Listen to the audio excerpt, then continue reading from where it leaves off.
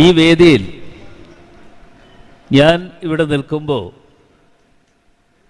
നിങ്ങളിൽ പല ആളുകളും ചിന്തിക്കും, അറസ്റ്റ് ചെയ്തതിന് ശേഷം എവിടെ നിന്നോ ഓടിളക്കി തിരിച്ച് ഇവിടെ വന്നതാണ് എന്ന് കരുതും.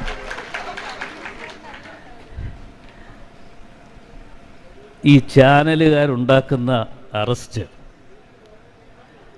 അതിനപ്പുറത്ത് വേറെ എന്താ പറയാനുള്ളത്?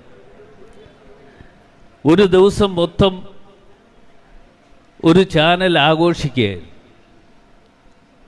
ആ ആഘോഷം എന്താണെന്ന് ചോദിച്ചാൽ അടൂർ പ്രകാശ്. എന്താ സംഭവിച്ചത്? എൻ്റെ ഭാഗ്യദോഷത്തിനാണെന്ന് തോന്നുന്നു ഈ UDF കൺവീനറായി ഞാൻ ചുമതല ഏറ്റെടുത്തതാണ് ഈ കുഴപ്പം. UDF കൺവീനറായി ചുമതല ഏറ്റെടുത്തില്ലായിരുന്നു എങ്കിൽ എന്നെ സംബന്ധിച്ചിടത്തോളം ഇങ്ങനത്തെ ഒരു കാര്യവും ഉണ്ടാകില്ല. എന്നെ അറസ്റ്റ് ചെയ്തു. മാത്രമല്ല, ഉണ്ണികൃഷ്ണൻ പോറ്റിയോടൊപ്പം ഇരുത്തി ചോദ്യം ചെയ്തു. ആ ഉണ്ണികൃഷ്ണൻ പോറ്റിയോടൊപ്പം ഇരുത്തി ചോദ്യം ചെയ്തു എന്ന് വാർത്ത കൊടുത്ത നമ്മുടെ സുഹൃത്തുക്കളുണ്ട്. ഞാൻ ആ സുഹൃത്തുക്കളെ ഒന്നും ഇപ്പോൾ തൽക്കാലം പ്രകോപിപ്പിക്കാൻ ഞാനൊന്നും പറയുന്നില്ല. കാരണം എന്താണെന്ന് ചോദിച്ചാൽ, എന്താ ഇവരോട് പറയേണ്ടത്? പറയേണ്ട കാര്യങ്ങൾ ഞാൻ പറഞ്ഞു കഴിഞ്ഞു. അത് നിങ്ങൾ കേട്ട് കാണുമല്ലോ.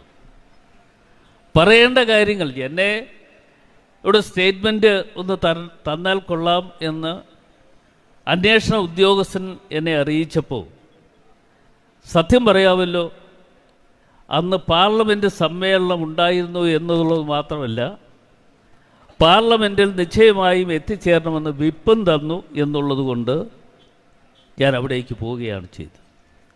ഞാൻ അവരെ വിളിച്ചറിയിച്ചു, സ്റ്റേറ്റ്മെൻറ്റ് തരാൻ വേണ്ടി ഞാൻ അടുത്ത ദിവസം തന്നെ വന്നുകൊള്ളാം.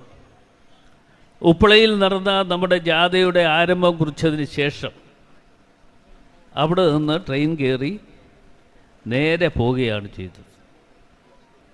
നേരെ പോയി കഴിഞ്ഞപ്പോൾ അന്ന് രാവിലെ മുതൽ ഇതിനകത്ത് ചില ആളുകളെ ഏർപ്പാട് ചെയ്തിട്ടുണ്ട്. എന്തിനാണെന്നറിയോ? പിണറായി വിജയൻ കേരളത്തിൻ്റെ മുഖ്യമന്ത്രി എന്നുള്ള നിലയിൽ അദ്ദേഹത്തിൻ്റെ ചില സ്വന്തം ആളുകളെ SIT ടീമിൽ ഇപ്പോൾ പുതിയതായി തിരികെ കയറ്റിയിട്ടുണ്ട്.